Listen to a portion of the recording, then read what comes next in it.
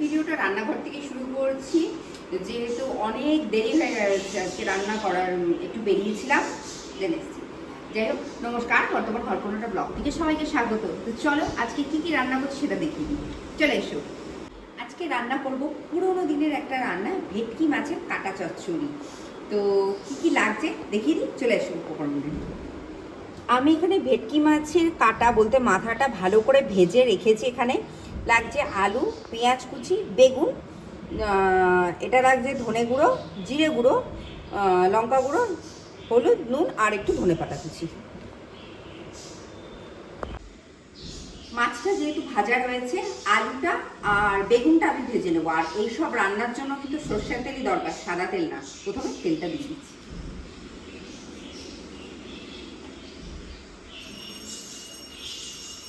তেল গরম হয়ে গেছে, আলুটা ভেজে নেব। নুন দিচ্ছি এর সাথে অল্প হলুদ গুঁড়ো দেবো, দিয়ে আলুটা আমি খুব ভালো করে ভেজে নেব। আলুটা ভেজে তুলে নিয়েছি, এবার বেগুনটাও ভেজে নেব। বেগুনটাও আমি ডুমো ডুমো করে কেটে নিয়েছি। আলুও ভাজা হয়ে গেছে, বেগুনও ভালো করে ভাজা হয়ে গেছে। এবার আমি পেঁয়াজ কুচিটা দিয়ে দিচ্ছি, বেশ খানিকটা। আর এই সময় পেঁয়াজটা ভাজা হতে হতে আমি মশলাটা রেডি করে নেব। পেঁয়াজটা ভাজা হচ্ছে, এদিকে আমি মশলাটা তৈরি করে নিয়েছি। প্রথমে দিচ্ছি জিরে গুঁড়ো, ধনে গুঁড়ো, শুকনো লঙ্কা গুঁড়ো, হলুদ গুঁড়ো, স্বাদ অনুযায়ী নুন, জল দিয়ে দিচ্ছি। এবার আমি মশলাটা খুব ভালোভাবে গুলিয়ে নিচ্ছি। আর এদিকে পেঁয়াজটাও ভাজা হয়ে গেছে, এই মশলাটা আমি দিয়ে দেবো।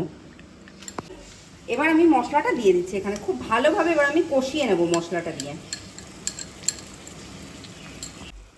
এবার আমি ভাজা কাটাগুলো বা মাথাগুলো দিয়ে দিচ্ছি এখানে।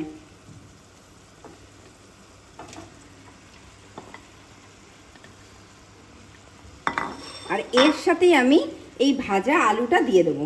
বেগুনটা এখন দেবো না, বেগুনটা পরে দেবো। এবার আমি খুব ভালোভাবে এটা কষিয়ে নেব। খুব ভালোভাবে কষা হয়ে গেছে, এই সময় আমি অল্প একটু জল দিয়ে দেবো।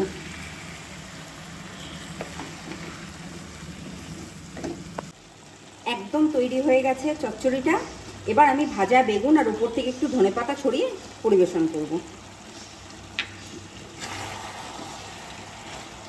এবার আমি বেশ খানিকটা ধনেপাতা কুচি ছড়িয়ে এবার পরিবেশন করব।